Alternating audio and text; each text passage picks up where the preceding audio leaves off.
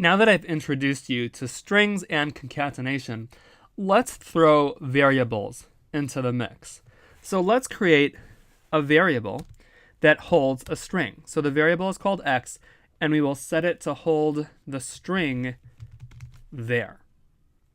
On the next line, we're going to make a puts statement that will print out to the terminal the word hello, or the string hello rather, and we're going to concatenate the string hello with the variable x.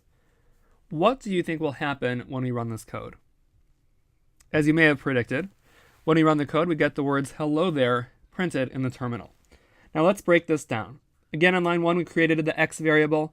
The x variable holds the string there. Just as variables can hold numbers, variables can hold strings as well. So when we get to line 2, where we say puts the hello string concatenated with the x variable, it's important to remember the William Howard Taft rule of variables, which states that whenever you refer to a variable, you're not referring to the box itself, but you're referring to its contents. Unless, that is, if you're setting the variable. But here we're not setting the variable, we're simply referring to it. So when we refer to the x variable, we are referring essentially to its contents, which is the string there. So essentially, on line 2, we are taking the hello string and concatenating it with the contents of x, which is the string there. Therefore, in the terminal, we get the result of the concatenated strings hello there, and we get the words hello there printed in the terminal. Now, if I surrounded the x with quotes, we would no longer be referring to the x variable, but simply a separate string that happens to contain the letter x.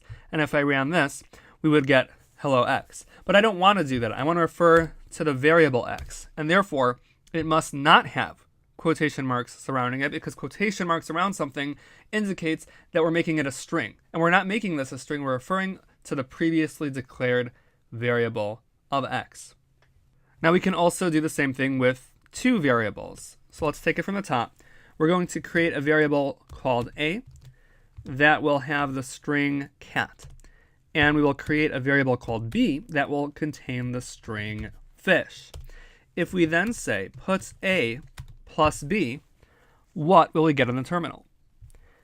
And as you probably guessed, we get the word catfish in the terminal, because again, the William Howard Taft rule says when we refer to the a and b, we're not referring to the box, but we're referring to its contents. So it's as if we said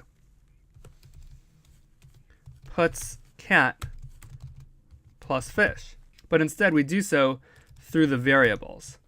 So puts a plus b, we concatenate the contents of a with the contents of b, and we get catfish in the terminal.